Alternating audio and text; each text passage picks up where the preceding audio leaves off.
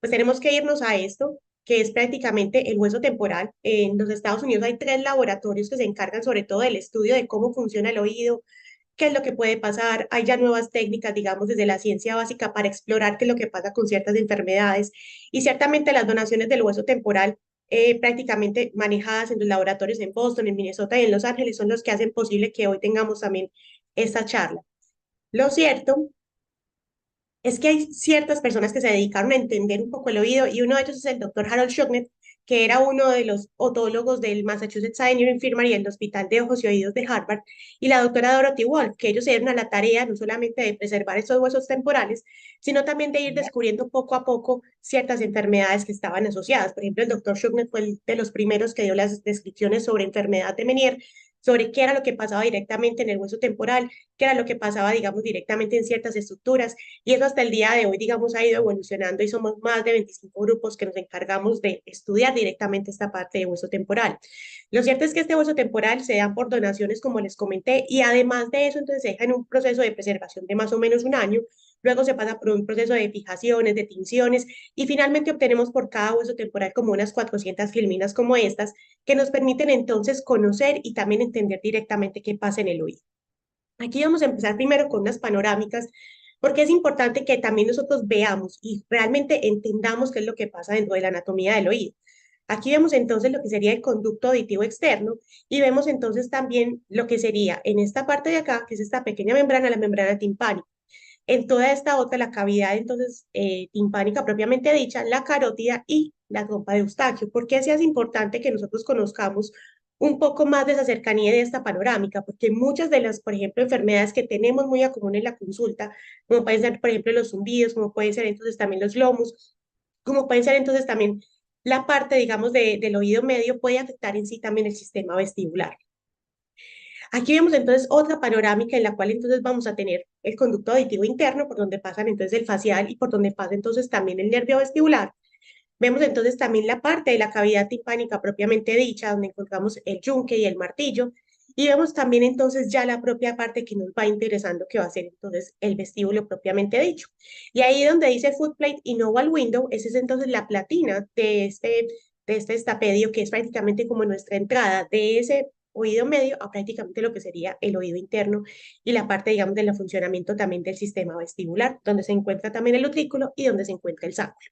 Y en ese espesor, entonces, también se hace importante que nosotros no solamente quienes operamos, sino también quienes se dedican, digamos, también a toda la parte vestibular, tengan en cuenta entonces la parte de nervio facial, porque no solamente que el nervio facial nos den parálisis faciales, sino que muchas veces tenemos otras complicaciones como van a ser, por ejemplo, vértigos, van a ser hipoacusias neurosensoriales, y por ejemplo, cuando tendríamos los síndromes de Ramsay-Hunt, que tienden, digamos, también a alterar un poco también solamente este nervio vestibular, ese nervio facial, sino también toda la parte vestibular propiamente dicha. Aquí vemos entonces lo que sería pues parte de lo que sería la cóclea, de lo que sería entonces también el sáculo, el utículo, el conducto auditivo interno, el facial que va siendo bastante importante. Y aquí finalmente vemos un poco como más el vestíbulo propiamente dicho. ¿Y por qué va a ser importante todas esas estructuras? Porque si conocemos lo normal, vamos a poder entonces conocer lo que no es tan normal en nuestros pacientes. Esta es entonces parte de lo que sería eso que ven elongado, que está ahí justo en la flecha, sería entonces parte de lo que es el canal semicircular posterior. Y ese canal semicircular posterior, miren que está prácticamente muy cerca a la inmediación de lo que es la cóclea, también al seno timpánico. Y estamos entonces viendo también una cóclea que empieza a ser importante, pero no solamente por la parte auditiva, sino que tenemos enfermedades donde también entonces la parte auditiva se va a estar afectando desde la parte vestibular, como la enfermedad de Meniere, o como puede ser entonces en algunas otras más, por ejemplo, los síndromes cocleovestibulares, que eso lo vamos a ver un poco más adelante. Pero entonces entender, digamos, la posición de los canales es no solamente importante, sino también que es algo que debemos nosotros conocer, y es entonces saber, y esta filmina, digamos, que nos lo permite ver, cómo es la posición de ese canal semicircular posterior y cómo es el de los laterales. ¿Por qué es importante esto? Porque muchas veces las angulaciones de los mismos pueden generar que nosotros estemos haciendo maniobras de reposición en los vértigos posicionales paroxísticos benignos y realmente que no logremos, digamos, poner ese paciente, digamos, como con una adecuada terapéutica. Y a veces nos preguntamos por qué puede estar pasando. Vamos a revisar las vitaminas D, está totalmente normal. Vamos a ver entonces también toda la parte, digamos, de rehabilitación vestibular y tampoco nos mejora. Y muchas veces estas angulaciones, que esto ya se viene estudiando en la Universidad de Harvard, vemos entonces que van variando un poco y eso puede generar que entonces nuestro paciente no lo logremos reposicionar fácilmente. Entonces esto para que también vayamos entendiendo un poco desde la ciencia básica qué es lo que pasa en la parte clínica del paciente. Y esa estructura, digamos que es una de las más críticas que ahora se está estudiando, que es el saco endolinfático, y allí es directamente donde se están estudiando ciertos canales de sodio y potasio. Esto lo está haciendo el grupo del doctor Andrea Secar, que es, digamos, el director de la base de uso temporal del Massachusetts A&M Infirmary, y directamente allí es donde están detectando qué es lo que puede fallar en esas bombas que haga que entonces este líquido endolinfático se rebase y, por ejemplo, en las pacientes con enfermedad de Meniere, pues entonces puedan tener muchísimos más síntomas e incluso puedan tenerlos desde pequeños.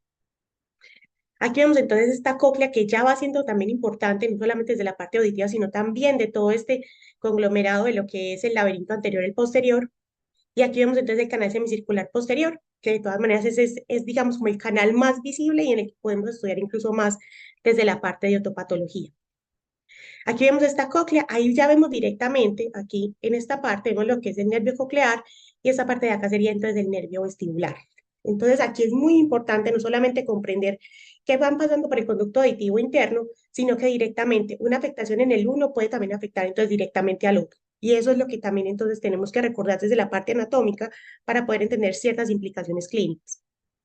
Y aquí vemos entonces el utículo, vemos el sáculo y vamos a ver entonces aquí directamente lo que sería entonces la platina del estribo que en algunas enfermedades, por ejemplo, como la autoesclerosis, va a estar entonces fijada y va a generar entonces también cambios vestibulares que van a ser muy importantes, no solamente en el paciente que tiene la autoesclerosis, sino también en el paciente que se lleva a esta pedectomía.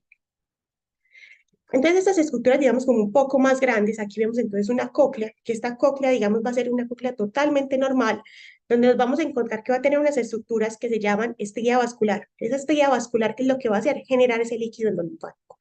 Y además de eso, vamos a ver como unas pequeñas neuronas que están acá en el centro, en el canal de Rosenthal, que se van a encargar de formar entonces el nervio coclear propiamente dicho. Pero no solamente la única estructura que nos importa, sino que también va a estar la cápsula óptica y hemos visto en algunas investigaciones que estamos liderando que realmente esta cápsula óptica se ve afectada sobre todo por el nivel estrogénico en las mujeres. Y esto hace que incluso tengamos más porosidad mucho más temprana que los hombres, teniendo entonces pérdidas auditivas que van a ser muchísimo más tempranas también. Y no solamente la estructura propiamente de esto. Quiero que vean, digamos, esta imagen porque al compararla sobre todo con la enfermedad de Meniere, que es una de las enfermedades más frecuentemente que vemos en la parte de vestibular, pues obviamente va a cambiar un poco. Y ese es el canal de Rosenthal junto con las neuronas del ganglio espiral que finalmente van a ir a formar sobre todo el nervio coclear. Aquí vemos entonces un poco más adentrado, digamos, de esta cóclea. Vemos entonces esta estría vascular, que es prácticamente esa productora de líquido endolinfático. Esa que sería la membrana entonces de Reiner, la membrana tectoria y el órgano de Corti. Finalmente, que vamos a ver cómo se va a cambiar un poco. Eso es lo que esperaríamos nosotros también de ver de un utrículo y un sáculo totalmente normal. Y como pueden ver aquí al lado está el canal lateral. Miren la inmediación que está sobre todo en la parte del utículo, que es donde tenemos usualmente todas estas otoconias, y miren la proximidad que hay a este canal lateral. Es decir, la posibilidad de que los BPPBs también puedan ser fácilmente asequibles a este canal, aunque se ha reportado que solamente el 15% de todos los vértigos posicionales paroxísticos benignos son en el canal lateral. Y esta platina del estribo realmente va a ser importante. ¿Por qué? Porque prácticamente la posición de esta y la relación que tenga de un posible hidrops o en el sáculo o en el utículo, pues va a generar entonces que nosotros tengamos los fenómenos de Tulio en los pacientes que tienen enfermedades de Meniere muchísimo más avanzadas. Pero entonces este utículo y este sáculo tienen algunas cosas bastante importantes. Tienen un neuroepitelio. Este neuroepitelio es el que vemos entonces acá y tiene no solamente unas células ciliadas, sino también unas células que son llamadas tipo 1 y tipo 2. Aquí donde lo vemos directamente es donde están esas células y esas células prácticamente son las que van a estar siendo como el mecanismo de defensa y el mecanismo prácticamente de sostén de nosotros a nivel vestibular. Lo que vemos entonces acá también van a ser como unas fibras que se van formando y se llaman fibras ampulares. Esas fibras ampulares finalmente van a ir entonces a formar lo que son los nervios vestibulares superior e inferior. Y con esto, entonces, con estos pacientes vamos a tener entonces la formación del nervio vestibular propiamente dicho. Cuando tenemos esto directamente, entonces ahí es donde radican parte de lo que son también las vestibulopatías. Es decir, entender un poco que de estas fibras salen a formar estos nervios que son más grandes, pues también nos llevan a unas implicaciones, sobre todo desde la parte de rehabilitación vestibular, que nos hacen que afinemos sobre todo no esas células que están, digamos, arribita, sino también las células de sostén, porque ellas van a estar muchísimo más cerca de esas fibras ampulares. Aquí vemos entonces lo que sería parte del utrículo y esta filmina digamos que es bastante importante porque vemos entonces donde dice OB, que sería la ventana oval, y el RW, donde sería la ventana redonda. ¿Por qué es importante esto? Porque prácticamente quienes se dedican a la cirugía de oído, quienes están haciendo implantes cocleares, pues tienen estos accesos y el tener, digamos, estos accesos o el tener algún tipo de error en esos accesos, pues miren que pueden repercutir fácilmente a lo que es la parte vestibular. Esto prácticamente, digamos, se ha ido viendo y hay algunos estudios que los mismos cirujanos de oídos también han visto, que de todas maneras el tener, digamos, como una posible complicación o un drilado de pronto que sea inadecuado, pues definitivamente puede causar algunas alteraciones vestibulares y sinceramente desde la parte del uso temporal es donde es más evidente también. Y aquí vemos entonces el canal semicircular posterior, como les decía, es el más fácil de ver, es el que prácticamente los cortes que tenemos horizontales es mucho más estudiable que los otros canales. Realmente estudiar el canal lateral a veces puede ser un poco más tortuoso, se van a necesitar esos otros cortes que son verticales, y el canal anterior realmente es más difícil cuando hacemos entonces los cortes de estas slides. Pero ciertamente entonces acá podemos ver, y lo vamos a ver más adelante, un neuroepitelio que es totalmente normal, donde se encuentra también parte de las otoconias y donde están esas ampollas que prácticamente es donde reside como lo que nosotros le decimos a los pacientes que es como la gelatina y encima están las otoconias propiamente dichos. ¿Por qué va a ser esto importante? Porque miren que acá también hay como unas pequeñas fibras y esas pequeñas fibras, ¿qué es lo que tienen? Van a ir a formar entonces también parte de estos nervios vestibulares que una vez que nosotros, por ejemplo, tenemos algún tipo de vestibulopatía, una neuritis vestibular, pues si queda, digamos, ese paciente sin recuperarse, sin de pronto tener algún tipo, digamos, como de recuperación total, pues lo que lleva es prácticamente a que incluso tengamos la posibilidad de tener entonces vértigos posicionales paroxísticos benignos después de neuritis vestibulares. Entonces, esto sí que lo hemos reportado en la parte otopatológica. Una cosa no excluye la otra. Y prácticamente aquí podemos ver que las fibras incluso tienden a estar con ciertos niveles de edema y inflamación que son bastante importantes. Y aquí vemos este neuroepitelio un poquitico, digamos, como más ampliado. Eso es en 100 micrómetros y vemos entonces como las células entonces que están ahí propiamente dichas y parte también de las otoconias. Y las fibras ampulares, como les decía, prácticamente si están irritadas o si están, digamos, con alteración alguna de ellas, pues puede generar a que hayan, digamos, también esos desprendimientos de las otoconias más fácilmente. Aquí vemos entonces otra estructura que se llama válvula linfática y esa válvula linfática, porque es importante. Actualmente se piensa pues que siempre hay una obstrucción del ducto endolinfático o que puede haber una obstrucción directamente en esta válvula endolinfática y lo que pasa es que entonces ahí se puede generar la enfermedad de Meniere. Pero vamos a ver un poco también hacia el final, digamos, como de la presentación, que no solamente importa que hayan estas obstrucciones, sino que ahora están jugando papel, otras alteraciones, digamos, no solamente a nivel genético, sino también a nivel entonces, molecular, que puede hacer que entonces se nos presente una enfermedad vestibular propiamente dicha. Aquí vemos entonces una reconstrucción. Esta reconstrucción la hicimos en nuestro laboratorio en el Massa Denier y podemos ver entonces parte de lo que es el nervio vestibular superior. Como pueden ver, son ramitas que realmente son muy tenues y que realmente pues reconstruirlas nos tomó un poquito de tiempo, pero que francamente le permiten a uno entender cómo es que está, digamos, parte de lo que sería el recuperar esa neuroplasticidad en un paciente que tiene una neuritis vestibular.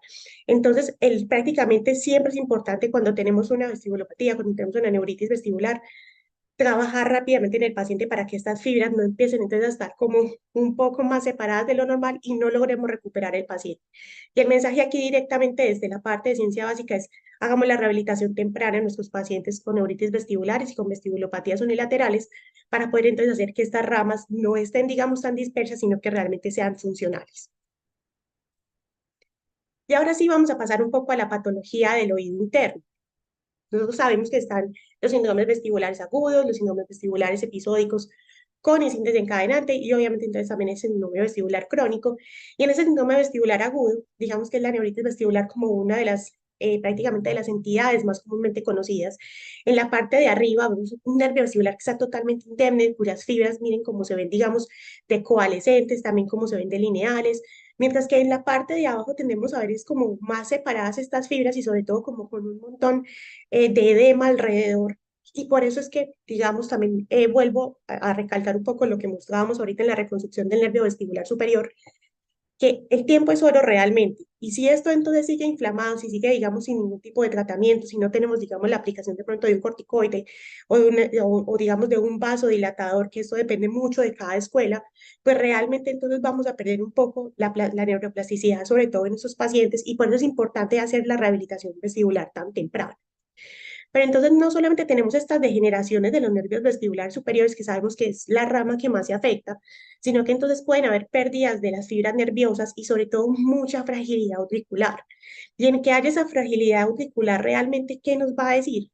Que hay más posibilidad de que luego ese paciente me reconsulte o vaya entonces a mi consultorio y me diga, realmente siento el vértigo, que el vértigo más grande ya cesó, pero ahora tengo como unos vértigos, sobre todo al levantarme o al girarme de la cama.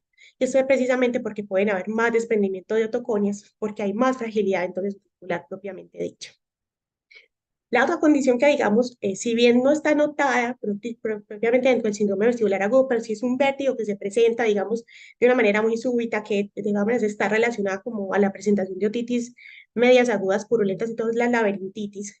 Y realmente con esta enfermedad lo que vemos es que no solamente hay inflamación, como lo vemos acá, sino que miren que se va volviendo como una resorción ósea y realmente va formando un patrón más óseo en estos pacientes. Y por eso es que si una laberintitis, digamos, no se cuida adecuadamente, no se interna, no se hospitaliza, no se pone antibióticos, no se pone corticoide, no se hace una paracentesis, pues realmente va a empezar a ser prácticamente hueso. Y el que haga hueso es que nos va entonces a dar no solamente una cojosis en el paciente, como podemos ver en este slide, sino también que tenemos complicaciones a nivel vestibular y puede incluso llevar a este paciente a la misma reflexia.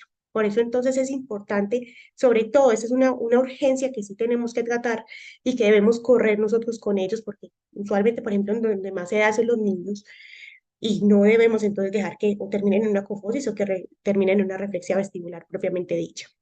Aquí, como pueden ver, hay mucha pérdida, sobre todo las laberintitis de las células de ganglio espiral, es decir, de las que están formando el nervio coclear propiamente dicho, pero también además está habiendo como un tipo de edema que va formando entonces en el sacro y en el utrículo, y esto hace entonces que también desde la parte vestibular tengamos una alteración incluso casi hidropópica en estos pacientes muy tempranamente.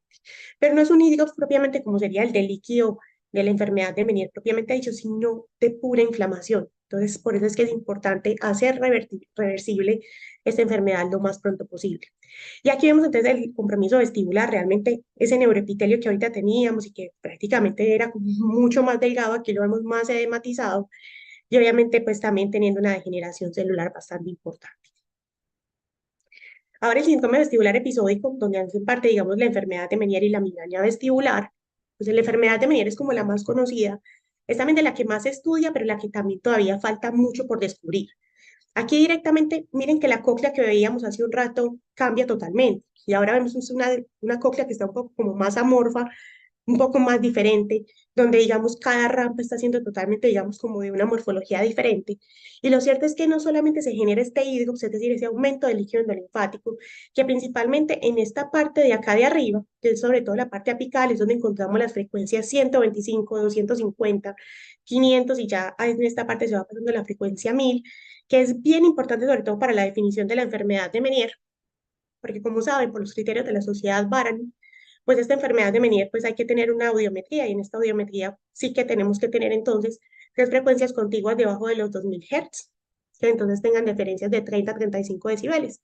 Y aquí es entonces una de las manifestaciones que primero vemos en los pacientes. Es hipoacusia neurosensorial fluctuante y obviamente cuando ya se deja pasar mucho el tiempo, pues podemos tener pérdidas pantonales y no solamente eso, sino también atrofias severas a nivel también de la estría vascular. Y aquí definitivamente en la flecha donde debería estar el nervio vestibular, pues pueden ver, no tenemos prácticamente mucho sustrato de nervio ni tampoco de nervio coclear. Entonces, con esta enfermedad también es importante, digamos, no solamente el diagnóstico, sino también el tratamiento bastante temprano.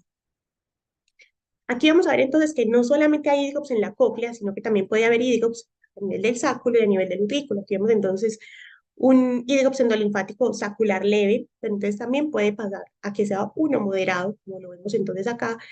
Y si ven aquí, justo en esas rayitas que están acá, está como un poquitico más, por decirlo así, como flotando un poco más la platina del estribo. Y esto hace entonces que en pacientes que tienen enfermedad de Meniere un poco más avanzadas, pues obviamente ocurran más fácil los fenómenos de Tulio y que ante un ruido que digamos entre por conducto auditivo externo, pues directamente entonces impulsa toda la parte, digamos, de conducción del estímulo sonoro y entonces genere pues la caída de un paciente. Entonces, por eso es que se puede ocasionar.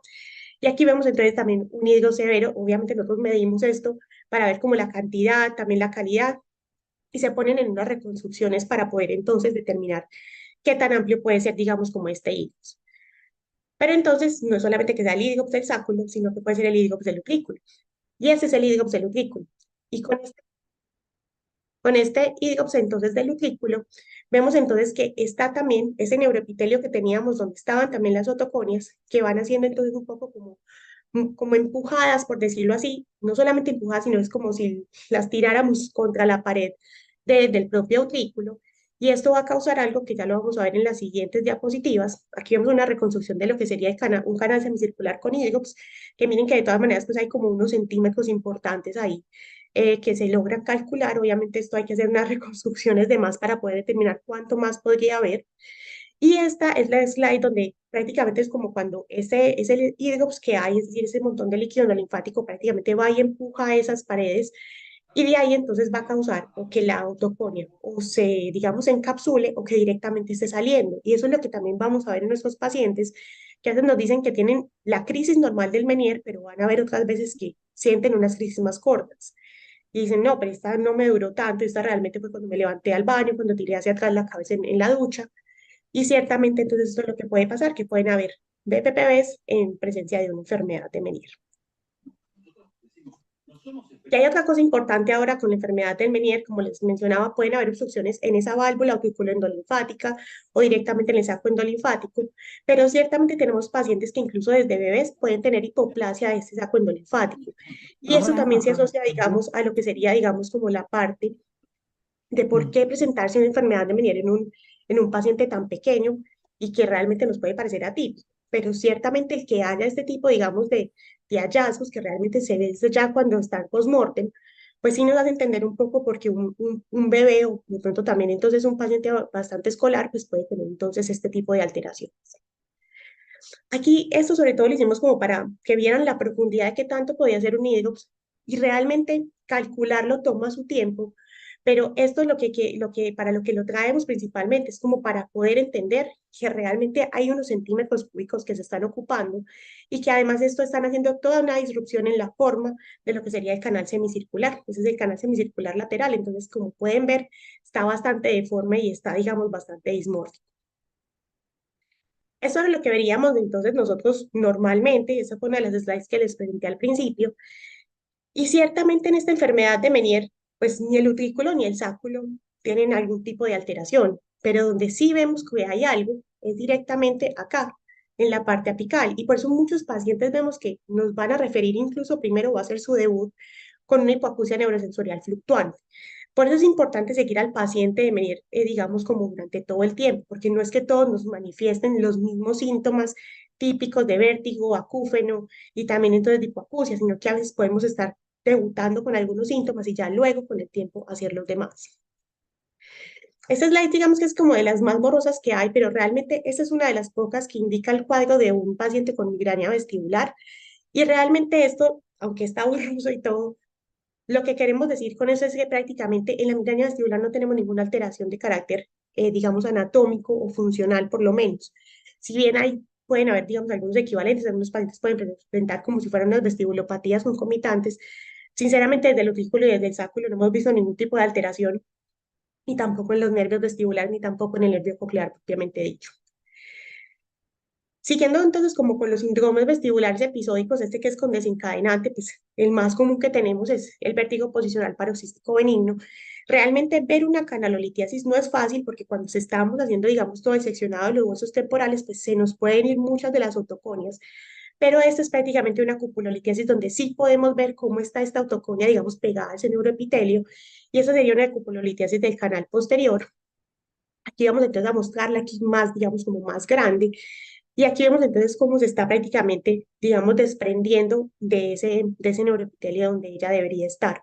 Entonces, este es de los pocos casos que podemos ver esto. Hay muchas veces que hay, digamos, como cierta controversia en que todo puede ser, digamos, como un debridamiento también del canal semicircular posterior, pero ciertamente, digamos que La densidad de la otoconio se puede ver de esta manera, y ese es uno de los primeros casos reportados por el doctor Schocknet en los años 80. Pero no solamente que tengamos estos síndromes vestibulares propiamente dichos, sino que también tenemos otros eventos vestibulares que nos dedicamos a la parte de vértigo y mareo, pues también vamos a ver. Y una cosa es la parte de la hipoacusia súbita. Y ciertamente acá vemos entonces cómo puede un poco cambiar esa hipoacusia súbita. Sabemos que va a estar entonces también debajo de las frecuencias de 2000 Hz, pero entonces también van a haber unos cambios que, digamos, con el tiempo pueden entonces afectar otro tipo de frecuencias y ahí es donde tenemos que, digamos, parar bastante atención. Aquí vemos entonces que vamos relacionando como la imagen uno con la imagen uno y la imagen 2 con la imagen 2. Y ciertamente aquí lo que queremos traer es que sobre todo en la parte, digamos, apical, pues de todas maneras, aunque esté esta súbita, de todas maneras hay una reserva coclear, una reserva del órgano de Corti que de todas maneras está prácticamente para funcionar. Mientras que, por ejemplo, si nosotros tenemos más en las partes más basales, es decir, en las frecuencias de 8000 Hz, 4000 Hz, ciertamente si tenemos una afectación que de pronto se esté ocupando de esas frecuencias, que no es lo más común, pues va a ser muchísimo más difícil, porque la vitalidad, digamos, del órgano de Corti varía un poco, y aquí lo podemos ver mucho. Digamos, en la parte más apical donde está todo el órgano de Corti totalmente normal, pues es cuando podemos tener una respuesta adecuada a los corticoides. Mientras que, por ejemplo, si va bajando más en frecuencias, pues va a ser mucho más difícil y mucho más tortuoso en poder hacer la recuperación de este paciente. Obviamente, con toda hipoacusia súbita, uno de los, digamos, como de los diagnósticos que también queremos buscar y que por eso mandamos las resonancias, sobre todo de conducto auditivo interno, es obviamente el schwannoma vestibular, que también puede debutar o con un vértigo, puede debutar entonces también con zumbidos o incluso entonces también con vértigo. Y aquí es entonces cómo se vería entonces un schwannoma intracoclear, que ese ya sería entonces de manejo directamente, pues quirúrgico en algunos casos o depende de las indicaciones de cómo vaya creciendo y cómo vaya entonces también afectando la audición. Y está también entonces el síndrome cocleovestibular, donde entonces vemos la presencia de la hipoacusia súbita, la presencia del zumbido, la presencia entonces también de este tipo, digamos, de pérdida auditiva y de vértigo, y que ciertamente pues requerimos un manejo que no solamente sea del corticoide, sino que también entonces sea de un vasodilatador. Es también una, digamos, de las entidades que más se pueden ver en las pacientes embarazadas y que realmente no debemos entonces dejar tampoco sin manejo temprano, porque de todas maneras el tener esa súbita, pero tener los otros síntomas significa que de todas maneras ya nos está afectando una gran parte de lo que sería el laberinto posterior propiamente dicho. Y hay otras situaciones que también nos suceden y que yo creo que a todos quienes estamos también en estancias hospitalarias nos ha sucedido y es la parte, digamos, de las fracturas transversas, sobre todo el peñasco, donde podemos ver que pueden haber, digamos, compromisos no solamente auriculares y saculares. Sabemos que de todas maneras tenemos que darle un poco más de tiempo a la consolidación entonces de esas fracturas, pero que ciertamente sí nos van a dejar la posibilidad de que estos pacientes nos hagan o vestibulopatías o que nos hagan directamente algunas, algunos BPPVs en algunos casos, o incluso pueden hacer en algunos casos, depende de dónde esté el trazo de la fractura, eventos hidrogópicos que generen entonces eventos vestibulares en los pacientes. Y obviamente también hay algo que mencionar, que si bien digamos es un terreno muy compartido con los neurólogos, pues ciertamente el infarto de la AICA, que entonces empezamos a ver a este paciente que nos va dando, digamos, como toda una amalgama positiva para un HINS más periférico, pero en donde también hay una afectación entonces de carácter entonces otológico, donde hay pues una alteración netamente auditiva, y directamente se ve como esto, como si fuera netamente como un coágulo allá directamente laica, y por eso entonces se hace necesario también conocer el protocolo HINS Plus, es decir, realizar todo el protocolo de mi compatriota el doctor Jorge Cata, pero entonces también pedir la audiometría para poder entonces enfocar mucho mejor este paciente.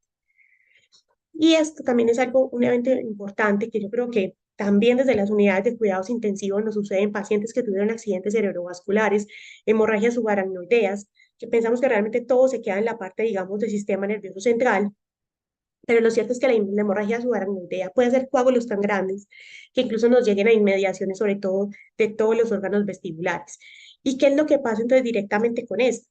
Que si hay un coágulo o si hay algún tipo de alteración vascular cerca de alguno de los órganos vestibulares, pues francamente entonces nos va a dar no solamente una alteración que en principio comienza a ser más central, pero que puede ser entonces periférica. Entonces, eso es como un llamado de atención a todos nosotros a que no solamente nos quejemos en qué es periférico o en qué es central, sino que ciertamente podemos tener, digamos, como una amalgama de síntomas en un mismo paciente y depende de la condición que se haya dado. Y están también los infartos de las arterias basilares, que realmente todos tenemos a pensar que pueden ser también cefaleas o que pueden ser vértigos incapacitantes. Y lo cierto es que el vértigo incapacitante sí puede estar, pero también hay una disfuncionalidad de ese neuroepitelio, digamos, donde están esas células tipo 1 y tipo 2, que puede hacer entonces que nuestros pacientes también entonces tengan, como les digo, al principio síntomas muy centrales, pero que después entonces no debuten con periféricos. Y otra cosa importante, no solamente de los eventos vasculares, es también los medicamentos que toman nuestros pacientes. Y entre estos medicamentos está, por ejemplo, la canamicina, que lo que causa es prácticamente un edema de todo el utículo y de todo el sáculo, y genera entonces no solamente que puedan haber entonces necrosis de ciertas partes, sino entonces también que hayan desprendimientos, sobre todo a nivel de las otoconias. Entonces, el que se use, digamos, esta canamicina no solamente nos genera un daño que puede ser, digamos, potencialmente para el nervio vestibular, sino que entonces también vamos a tener algunos pacientes que nos van a hacer vértigos posicionales paroxísticos benignos. Y con medicamentos, por ejemplo, como la furosemida, ciertamente más allá de lo que pasa, digamos, de dañar un poco todo ese neuroepitelio, es que puede haber una necrosis, y esta necrosis sí definitivamente es irreversible. Y hay que tenerlo entonces muy en cuenta, sobre todo con los pacientes que estuvieron, por ejemplo, en hospitalizaciones prolongadas o en unidades de cuidado intensivo. Entonces, esto es mega importante porque aquí ya nos haces una necrosis propiamente dicha. Y otra cosa importante, sobre todo en los pacientes que están en el piso, que están, digamos, en hospitalización, en internación, son los pacientes que van a hemodiálisis. Son pacientes que ciertamente nos pueden hacer más BPPVs, pero que van a ser recurrentes. Y es que realmente todo el neuroepitelio está lleno de puro edema y ese edema no va a cesar. Entonces, a veces la rehabilitación vestibular nos va a llevar a que sea muchísimo más exhaustiva. Eso nosotros, digamos, tuvimos un caso similar y por eso fue que tuve que ir a buscar la base de uso temporal para entender qué era lo que pasaba porque en un paciente con hemodiálisis, falla renal estadia prácticamente 4, pues con este paciente lo reposicionábamos y no nos daba, digamos, ninguna respuesta, así que prácticamente desde la base de hueso temporal logramos entender por qué y es ese edema que hay. Entonces prácticamente lo que hay que ir ahí es como un poco es a fortalecer sobre todo la parte de neuroplasticidad más que de todo el nervio, porque va a ser inevitable que tengamos entonces estos BPPVs porque no vamos a tener control sobre el mismo y más sobre todo en un evento que es netamente edematoso. Eso era lo que les contaba de la fibrosemia, realmente hace una necrosis y realmente nos hace un daño muy grande al sistema vestibular. Entonces, digo, para que también ustedes lo pregunten dentro de sus interrogatorios en los pacientes con alteración y psicopatología vestibular. Y esto último, me parece importante traerlo a colación porque muchas veces todos nos enfocamos en la parte clínica y queremos solamente la actualización pues como clínica o de que nos digan cómo tratar o cómo hacer, pero lo cierto es que hay algunas cosas, digamos, nuevas desde la ciencia básica.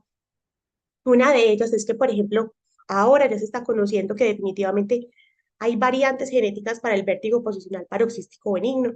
En esos pacientes que tendemos a tener, digamos, como con muchas repeticiones, que les mandamos resonancia, les mandamos rehabilitación vestibular, les mandamos vitamina D, y realmente cuando no vemos respuesta, pues no sabemos ni qué hacer. Y ciertamente, pues esto ya se está viendo que sí hay una alteración, digamos, genética, y que entonces está sobre todo, más que todo en la parte de las crestas del sáculo del utrículo, con lo cual entonces el tener, digamos, como en mente que puede haber algo genético, aunque nosotros acá en Sudamérica realmente estamos un poco más lejos de lo que hacen en Norteamérica o en Europa, pues sí tener en cuenta que en esos recurrentes que no tienen, digamos, o que tienen unos tratamientos que son bastante difíciles de llevar a cabo, puede haber un componente genético también. Y ahorita en lo que les mostraba también de la estría, que les mencionaba mucho la parte de la estría vascular, pues ciertamente ya se están viendo como unos ciertos target para entonces ir a cerrar un poco como esa llave de toda esa estría que es la que genera ese líquido linfático. Y eso es lo que se está haciendo en los laboratorios, sobre todo en el Centro de Salud de los Estados Unidos.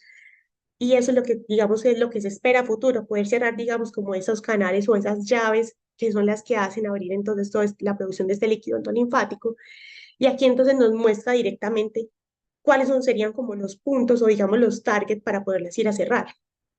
Otra de las cosas importantes que ya prácticamente, incluso para la cinetosis, que es algo que nos parece bastante común, pero que si ustedes han visto se presentan también en todo, digamos, una rama familiar, papás, hijos e incluso pues nietos, pues ciertamente ya se ve que sí hay una alteración, digamos, genética que ha visto que prácticamente en ese paciente, por ejemplo, que ha tenido cinetosis o migraña o vértigo propiamente dicho, pues tiene la posibilidad también de pasarlo sobre todo desde la parte autosómica dominante al resto de los descendientes. Y ya tenemos entonces como la evidencia directamente de esto.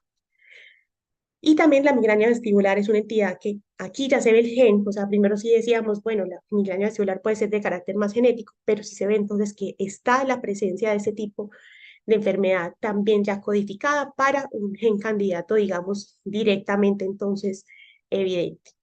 Y también el Mario Postural Perceptual Persistente, que si bien es una de las entidades más nuevas, esa, digamos, sería un capítulo totalmente aparte para otra charla, pero ciertamente ya se ha visto que también hay codificado un gen, ya hay un polimorfismo que está haciendo que entonces estos pacientes pues puedan manifestarlo en cualquier momento de la vida. Realmente les agradezco muchísimo la atención, espero que haya sido útil y espero que también las imágenes las puedan volver a ver luego en la grabación que dejen aquí en el club. Muchísimas gracias, sobre todo a Julia, por la invitación. Un gusto siempre compartir con ustedes. Muchísimas gracias, Melissa. Muchas gracias por todo. Muy, muy buenas imágenes, muy buena la presentación, muy claro todo como siempre. Así que te agradecemos mucho por habernos acompañado. Bueno, habíamos dejado también para hacer unas preguntas ahí en el chat. La verdad que si vos también podrías dejar como algún mail o algún dato de contacto para que eventualmente te Claro, yo puedan te dejo acá. contactar. Sí, aquí, espérame, que dice mensaje directo. Espera, te dejo mi email y les dejo el Instagram Buenísimo. de la startup que tenemos con el doctor Jorge Madrigal, que sobre todo es como para capacitación en la parte de vértigo y mareo. Somos la única startup en este momento en Latinoamérica dedicados a estos, así que bienvenidos cuando tengan capacitaciones. También hacemos charlas, digamos así, grandes, así que más que bienvenidos. Buenísimo, muchísimas gracias. Bueno, así ya dejamos ese mail de contacto para cualquier cosa que haya preguntas, así podemos seguir con las otras presentaciones y no nos demoramos tanto, pero te agradezco muchísimo por habernos acompañado y por la charla que nos brindaste.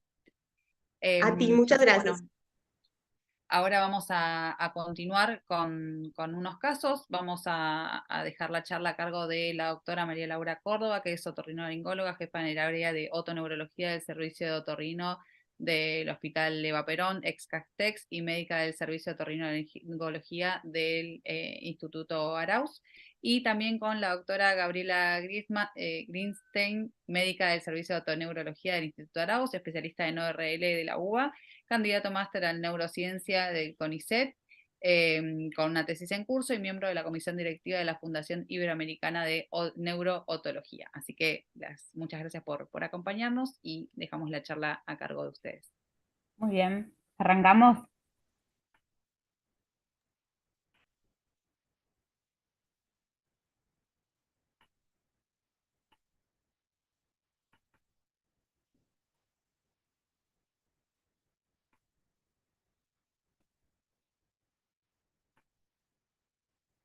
Bueno, buenas noches, gracias por la invitación. Vamos a arrancar con lo que es la continuación de esta charla, que son dos casos clínicos. Yo voy a presentar el primero de ellos. El caso clínico que les voy a presentar es de una mujer de 37 años de edad que llega a la consulta porque refiere que presenta episodios de vértigo de 20 a 30 minutos de duración y algunos de ellos están asociados a una cefalea frontotemporal derecha pulsátil con fotocofobia y otros a fullness y acúfeno de oído derecho. La paciente refiere también que tiene mareos e inestabilidad al usar el celular cuando baja las escaleras del colectivo y al realizar algunas posturas de yoga, sobre todo con los ojos cerrados. Como antecedentes personales de importancia, refiere que presenta una cefalea de características migrañosas que se diagnosticó a los 27 años, niega cinetosis y esto es más o menos con el cuadro con el que ella ingresa.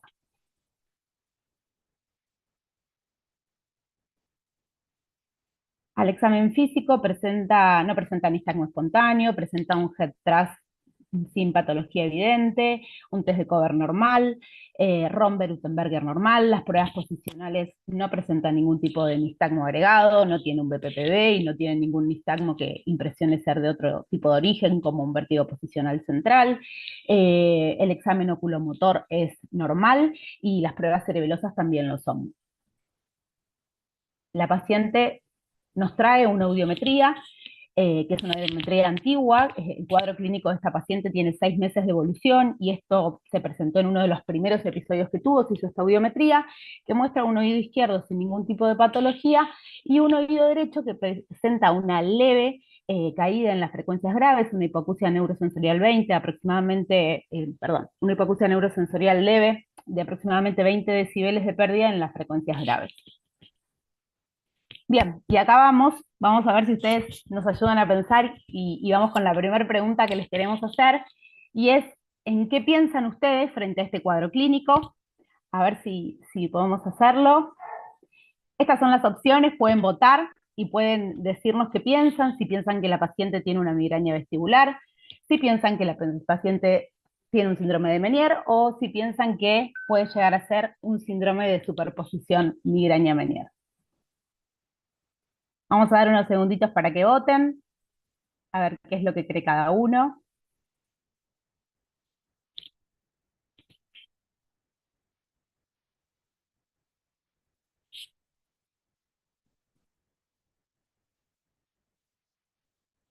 Ahí va. Ahí llevamos un 60%, pero si quieren esperamos unos segunditos más, así terminan de votar tranquilos.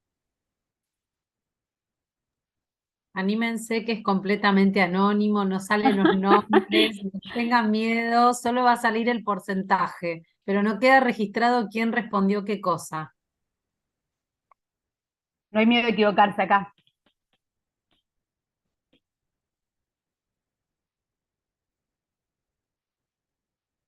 Ahí se va frenando ya, ¿no?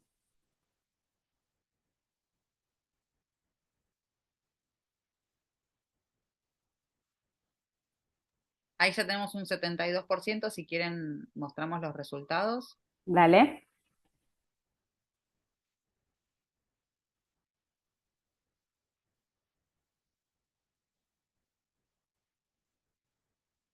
Bueno. Ahí se están viendo, ¿no?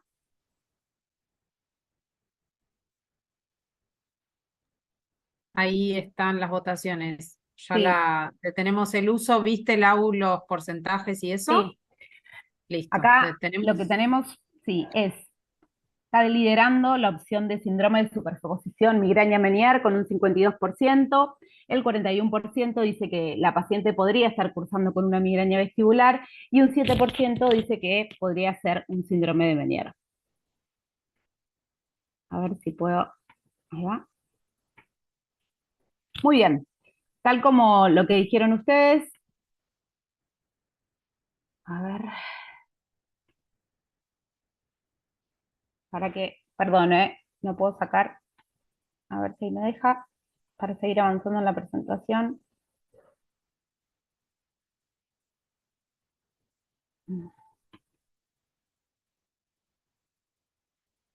No sé por qué no puedo seguir avanzando después de la encuesta. A ver, espera, no habrá que frenarlo de... Uy, espera que escondí la encuesta, de tener el uso compartido, Juli. Dejar de Y compartir, ahí quizás hay que ponerle ahí ya stop. está detenido, así que... A ver, vuelvo a poner y listo, así lo hacemos más rápido.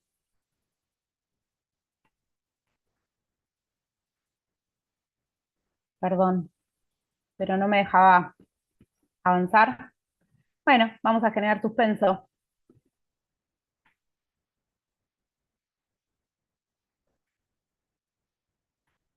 ¿No podés volver a compartir la presentación, Lau?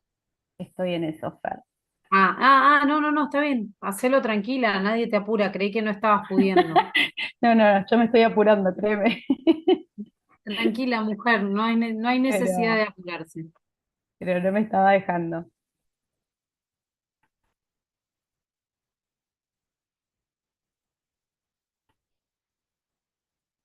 Bueno, vamos a ver si... Ahí va, ¿se ve? Bueno, tal como dijeron ustedes, la realidad es que el cuadro clínico que les acabo de presentar tiene varios síntomas que son acordes a ambas patologías. Si nosotros vemos los criterios de la Sociedad Banani, cumplen, el cuadro que les conté, cumplen con cualquiera de los dos criterios. Es decir, estamos hablando de una paciente que tiene episodios de vértigos que son mayores a 20 minutos y menores de 12 horas, es decir, concuerdan para cualquiera de las dos. La paciente refiere que en estos últimos 6 meses tuvo aproximadamente 6 episodios, con lo cual entramos en la cantidad de episodios. Refiere que algunos de esos episodios son acompañados por una migraña y tiene el antecedente de migraña, un valor positivo para la migraña vestibular, y por otro lado también algunos de los episodios cursan con síntomas auditivos como fullness, como acúfeno, y tiene una audiometría que, si bien es chiquitita la disminución de audición que tiene, la pérdida en las graves, está ahí como presente. Entonces, tranquilamente podríamos estar frente a una superposición migraña-Meniere, como dio en la encuesta. ¿Qué hacemos ahora? Bueno, la intención de esto era dar otra encuesta, pero quizás a juzgar por los tiempos, ¿te parece que sigamos? ¿Va? Bien. ¿Qué hacemos ahora? A ver, iniciamos un tratamiento, y si iniciamos un tratamiento habría que empezar a pensar qué tipo de tratamiento iniciamos, para cuál de las dos. Pedimos más estudios y frenamos, no hacemos mucho más. Iniciamos tratamiento únicamente, ¿qué es lo que ustedes creen que podemos hacer?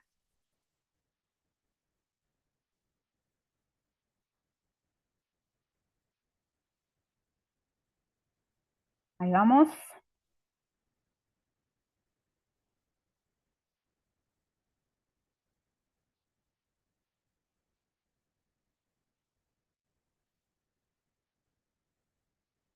Bien.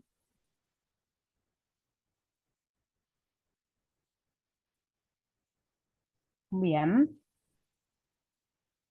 Ya casi estamos en 80, ¿no? ¿Querés que la frenemos ahí? Bien, la mayoría de ustedes proponen iniciar un tratamiento y solicitar estudios, lo cual parece bastante lógico y bastante coherente, porque básicamente tenemos que tratar de resolver los síntomas de la paciente, pero tenemos que seguir estudiando, con lo cual, en este caso, nosotros hicimos algo similar. Ay, otra vez no me deja seguir avanzando, no puedo creer. Bueno,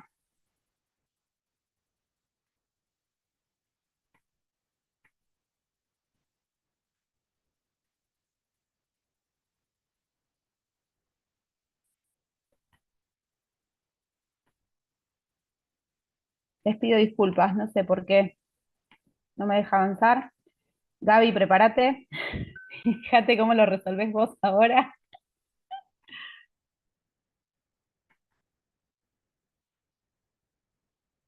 Ya no hay más preguntas, así que tranquilos que termino sin volver a hacer todo este lío.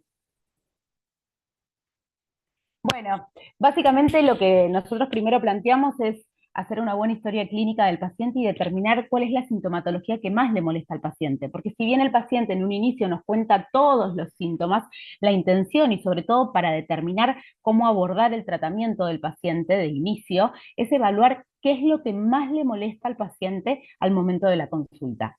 Cuando nosotros le hacemos esta pregunta a la paciente nos refiere que lo que más le molesta es el vértigo y la cefalea. Frente a esto, nosotros decidimos iniciar flunaricina 5 miligramos día. En ese momento había flunaricina, ahora ya no está en el mercado, aunque sí la podemos mandar a preparar si queremos. Así que iniciamos el tratamiento con la flunaricina, le pedimos a la paciente que haga un calendario de cefaleas y le indicamos las medidas higiénicas dietéticas, es decir, que tome 2 litros de agua, que se cuide con la dieta, y le indicamos en qué cosas se tiene que cuidar con la dieta, que trate de disminuir el estrés, que salga a hacer actividad aeróbica, bueno, diferentes parámetros que le fuimos dando. A pesar de que tratamos de resolver la sintomatología, también nos preocupaba el cuadro clínico. Entonces, otra de las cosas que hicimos fue hacer o solicitar algunos estudios. Le pedimos una audiometría, le pedimos todo un perfil audiológico, una electrococriografía, le pedimos una videonistagmografía con VEGIT y pruebas calóricas, y le pedimos una neuroimagen. La paciente concurre nuevamente a los 15 días de la primera consulta y nos refiere que la intensidad de los episodios de cefalía habían desaparecido, la intensidad de los episodios, perdón, que ya no tenía episodios vertiginosos, pero que aún se seguía mareando, sobre todo al utilizar el celular. Nos refiere que no andaba sola en colectivo porque tenía temor a marearse, y que sí, ahora que se había ido el vértigo y la cefalea, había empezado a sentir mucho más molesta la sensación de oído tapado y el acúfeno de oído derecho. Nos trae la audiometría, una nueva audiometría que habíamos solicitado, y ya acá en la audiometría sí se ve una caída importante aproximadamente de No se 40 ve la decibeles. presentación. ¿Cómo? No se ve la presentación. ¿No? No, no. Ok. Bueno, ¿desde Te digo, cuándo, así se ve el audio. desde cuándo no se ve, Gaby? Y un ratito. Pero mientras vos hablabas estaba perfecto. Pero aquí vas a mostrar un estudio. Sí, sí, qué lío esto.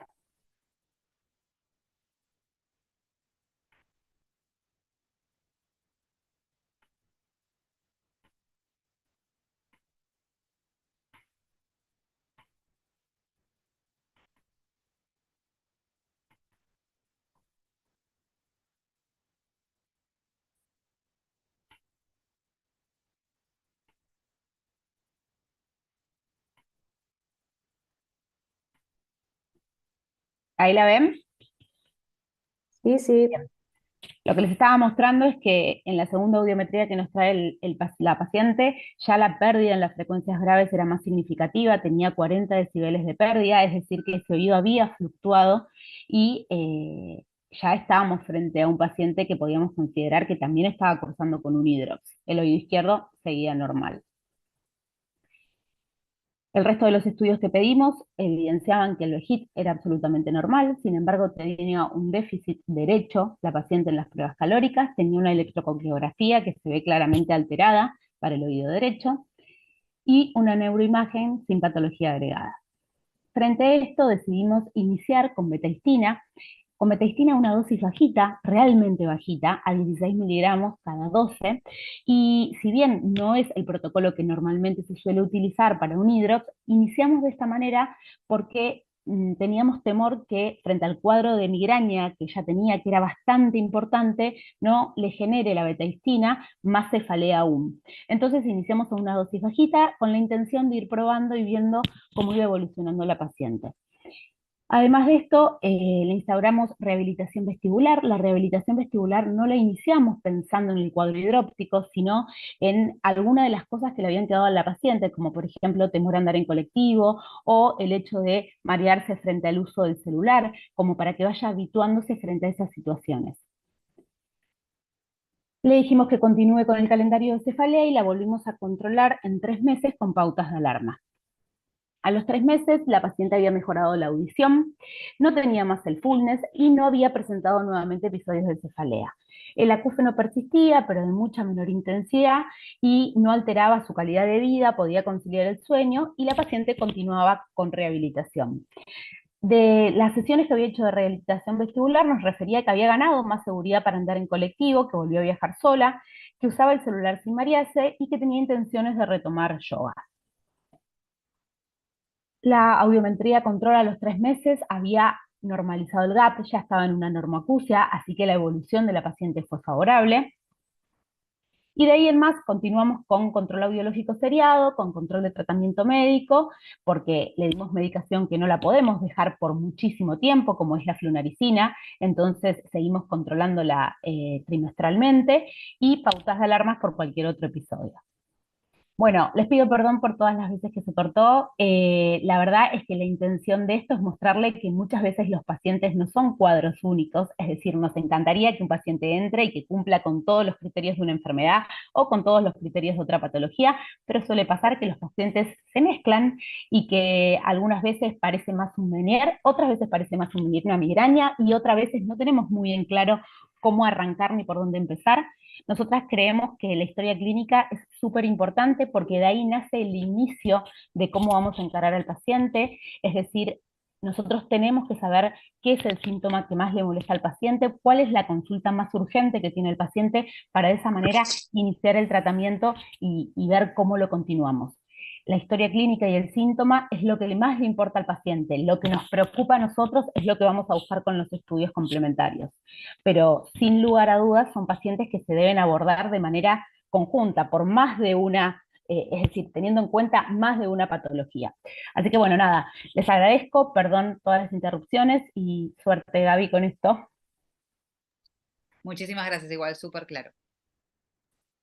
Bueno, vamos a seguir, si les parece. Les agradezco a todos los que se quedaron. Espero cumplir las expectativas por lo menos, porque ahora me queda remontar el final. Bueno, vamos. A ver. Tan, tan, tan. ¿Se ve completa la pantalla? ¿Está bien? ¿Pasa No la se ve a modo presentación? compartido todavía. Está compartiendo la pantalla. Por las dudas la vuelvo a poner, a ver. Tiki, tiki. Ahí debería, a ver. ¿Ahí sí? Ahí Ahí va. está perfecto. Genial. Bueno, les cuento que yo pegué volantazo así de último momento, porque encontré en estos últimos días un casito que en realidad yo estaba viendo si se resolvía y lo podía cerrar, se los mostraba porque es re lindo. Así que espero que valga la pena quedarse porque de verdad es interesante. Bueno, les cuento. Chan, chan, chan. No me pasa el cursor, sí me pasa el cursor. Ahí está. Uno para atrás. Bien, bueno. El tema es que este mes vino a la guardia un chico de 19 años que estaba con un vértigo agudo de 24 horas de evolución, ¿sí? Los síntomas que tenía eran permanentes desde que empezó, estaba con náuseas, estaba con vómitos que no cedían, 24 horas, bueno, no tenía cambios auditivos, pero lo que él refería es que tenía como una sensación de pesadez en la región temporal del lado derecho. No tenía cefaleas habitualmente, pero bueno, desde que empezó con los síntomas decía, me duele la cabeza en la región frontal, me duele occipital, más como algo tensional en realidad.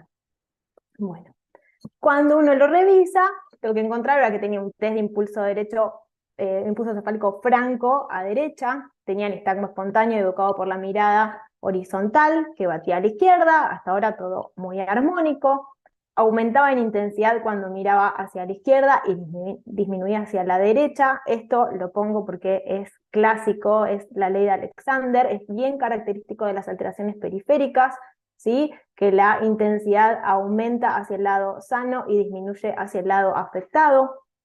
Tenía el mismo nistagmo cuando uno lo ponía en distintas maniobras posicionales. Esto ténganlo en cuenta porque cuando uno revisa, si no ve al paciente sentado y lo acuesta, puede pensar que el paciente tiene otra cosa. Hay que revisar al paciente sentado y acostado.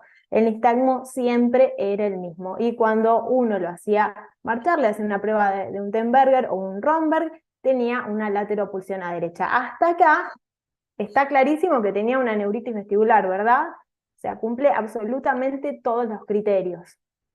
Bien, pero aquí la sorpresa, y es que el chico nos cuenta que era la tercera vez en el año que hacía un episodio de estos.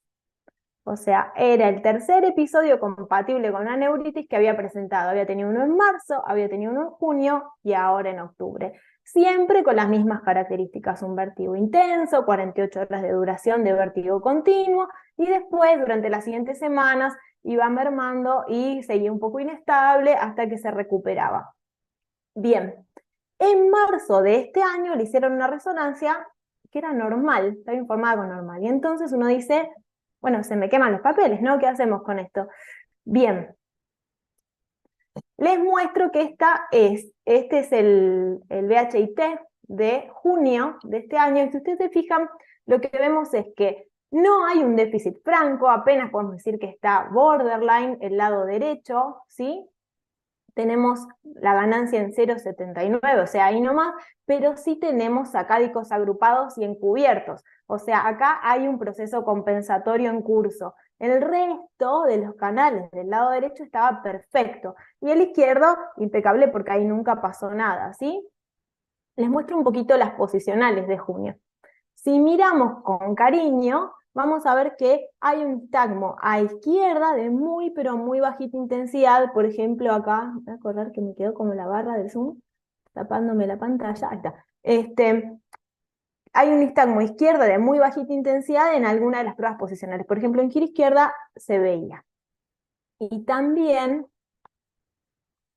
se ve, ¿sí? Por ejemplo, en Holpike a izquierda, que no tiene que confundirme que yo piense ahora que tiene un posicional por esto, hay que siempre poner en contexto, Si yo sabía que el chico había tenido una hipofunción, tengo que pensar que si tiene un nistagmo posicional, puede estar asociado a esa hipofunción. Si ustedes se fijan, en Holpaica derecha también está presente con menor intensidad, ¿sí?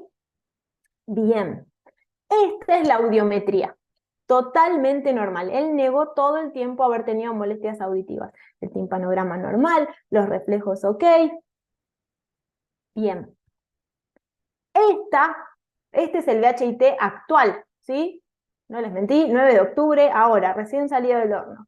Bien, tenemos alteración de los 3 canales del lado derecho, más en el lateral, ¿sí? Con un montón de sacádicos, ahora ya evidentes y no evidentes, un déficit de la ganancia marcado, fíjense que pasamos de un 0,79 a 0,53, 0,52, 0,53, bueno, todo descendido y muchos sacádicos en el horizontal, ¿sí?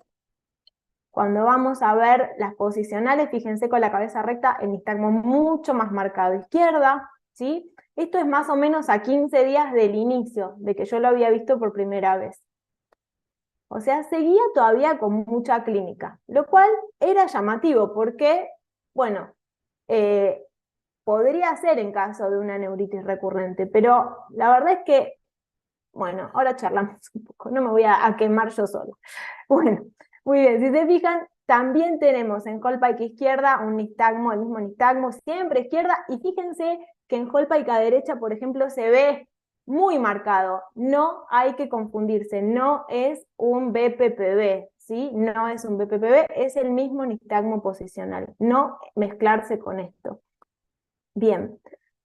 Le pedí yo una electrococleografía como para ver si había algo más pasando y lo que vemos es que el potencial de acción está ensanchado. Es lo único que se ve, ¿sí? El potencial de acción estaba un poco ensanchado del lado derecho y llega al 29%, o sea, no llega a tener un rango patológico, ¿sí? Pero versus el otro es real que no está del todo normal, ¿sí?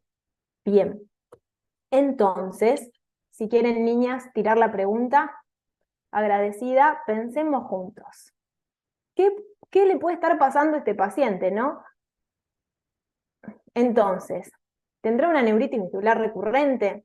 ¿Tendrá un hidrops vestibular? ¿No tiene compromiso auditivo? ¿Es un Menier? ¿Tiene una migraña? ¿No es nada de esto? Juéguensela y digan qué piensan, y ahora charlamos.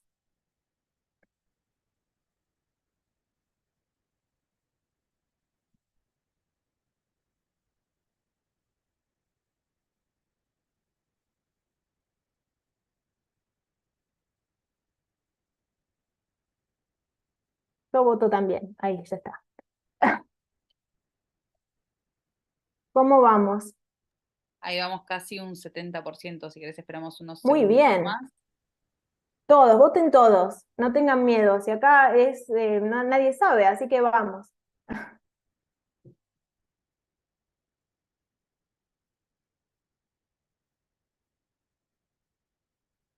Ahí ya estamos en un 72%, si querés. Bien, bueno, no se la jugó nadie más, vamos. 75, vamos. Del 70 nos fuimos a un 72, votó media persona, vamos. Vamos, anímense que no sale quién vota qué cosa. Vamos, vamos. Sí, pero aparte esto es como medio que nadie sabe qué está pasando, ¿no? Yo no puedo votar, para variar la tecnología está en mi contra hoy. Te voy a hacer un voto cantado, Gaby. No, igual vos no digas nada, que vos ya sabés encima. Ahí ya estamos casi en un 80, así que si Bueno, quieren. muy bien. Bueno, ¿se ve querés que veamos? Ahí está. Bueno, a ver, entonces tenemos, bien, 35% que piensa que estamos frente a una neuritis vestibular recurrente, 26 un hidrops vestibular, bien, pocos Menier y migraña, bien ahí, y 29 me gustó. Me gustó porque me sospechan, muy bien, 29 me gustaría saber qué piensan los que piensan que no tiene nada de todo esto, pero bueno, no me voy a enterar, se los voy a decir yo. Bueno, sigo. Ay, ojalá no me pase a ver. Sí, me funciona, parece bien. Bien, sigamos. Bueno, Para los que pensaron en una neuritis vestibular recurrente, les cuento que no hay mucha bibliografía al respecto, pero justamente hay un colega argentino, él es neurólogo, Emiliano de Schutter, que publicó en el 2017 un artículo donde había una neuritis vestibular que había tenido una recurrencia. El primer episodio del señor, un señor de 60 y pico, había sido en el 2013 y el segundo en el 2015, y les cuento que es prácticamente un caso único. Si buscan en PubMed van a ver que casi no hay data de esto, ¿sí? Sí hay más data de neuritis vestibular que ocurre en uno y después en el otro oído, no en el mismo. Sin embargo, el consenso de Barani lo que dice es que hay una tasa de recurrencia que varía entre 1.9, miren la diferencia entre dos trabajos, los dos trabajos tienen un N muy chico, pero son los únicos trabajos que hablan de esto, 1.9 y 10% de recurrencia. Les soy sincera, es rarísimo ver una recurrencia de una neuritis vestibular, muy, pero muy raro. Creo que voy más con el trabajo que dice 1.9 que con el que dice 10%. 10% es bastante más alto. Así que esas son las estadísticas que hay. Yo les diría que uno podría pensar en una recurrencia si pasa 2 veces y pensar qué mala suerte que tuvo esta criatura, pero 3 veces es demasiado y yo pensaría en otra cosa. Así que pasemos a lo siguiente. Bueno, para los que bien dijeron que no pensaban en Menier, estoy con ustedes. ¿Por qué? Porque este chico no tiene síntomas auditivos, definitivamente, porque tuvo episodios largos de vértigo de más de 24 horas. Y no tuvo tampoco acúfenos. Bueno, básicamente no cierra para nada con un Menier, pero si ven los episodios son largos, bueno, podríamos pensar que tiene un hidrops vestibular sin compromiso coclear. ¿Por qué no? Podría pasar. Bueno, y para los que tampoco pensaron que, o pocos pensaron que era una migraña, la verdad es que este chico, si bien tiene cefaleas, empezó con cefaleas ahora. Tiene como una cuestión rara que él dice que tiene como una pesadez en la región temporal, pero no lo refería como una cefalea. Decía como que era una molestia. Podría pasar como un aura de alguna manera, pero no tenía antecedentes previos de ser migrañoso. La cefalea que suma ahora es más bien tensional, la verdad que estuvo vomitando, pongámonos en contexto, ¿no? De estar con vértigo 24 horas, vomitar, sentirse mal todo el día, y sería esperable que esté molesto como en forma general, ¿no? Y que pueda tener dolor de cabeza, y no precisamente por eso va a ser migrañoso. Siempre hay que mirar para atrás, no solo lo que tengo enfrente. Bien. Entonces, ¿y ahora qué hacemos? O sea, tenemos un chico que hizo 3 episodios que parecen neuritis vestibular, que tiene estudios auditivos normales, que tiene una electroconclografía con un potencial ensanchado, no es patológico, pero está ensanchado. Tenemos, en teoría, una resonancia que es normal previa. Bueno, entonces, les cuento qué hice yo, qué decidí hacer yo. Dije, tenemos ahora la resonancia con protocolo de hidrops disponible, veamos si de alguna manera podemos ver si tiene un hidrops, ¿sí?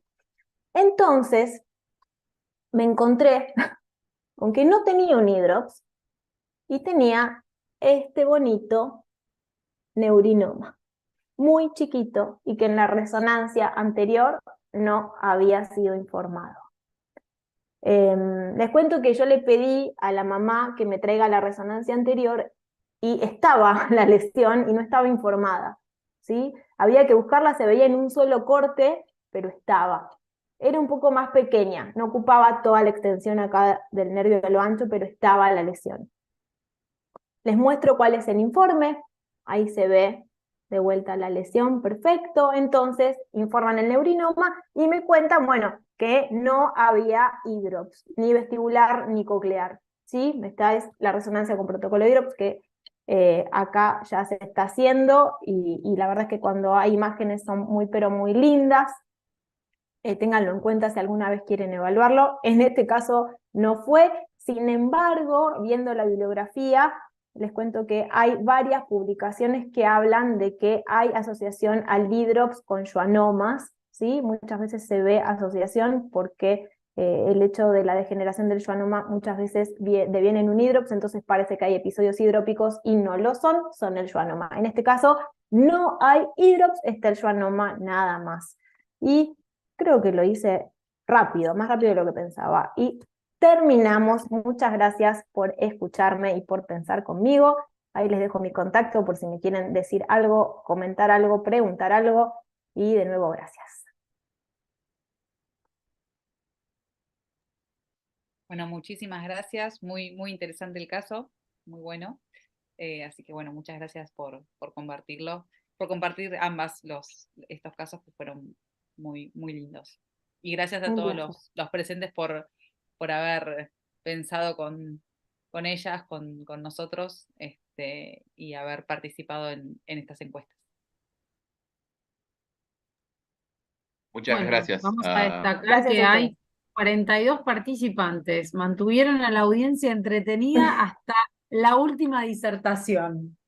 Súper valioso, ¿eh? Gracias, No me- gracias. Gracias por Muchas participar a gracias. todas.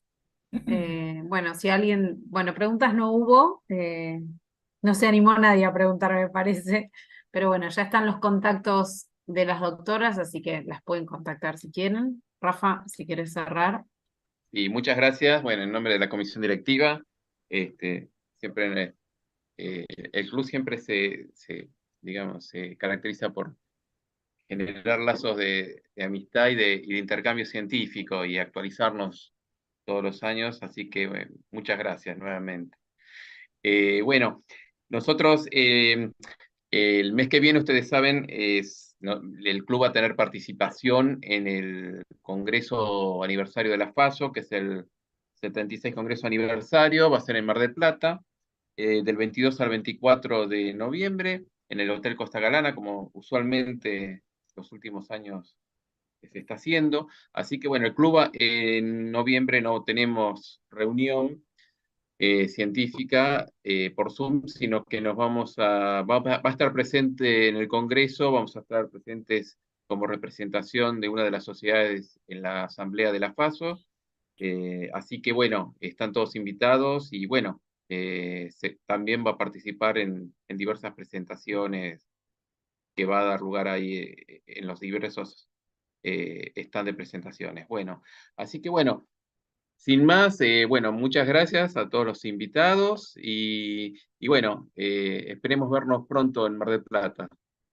Esperemos que podamos ir, que nos toque buen tiempo de paso.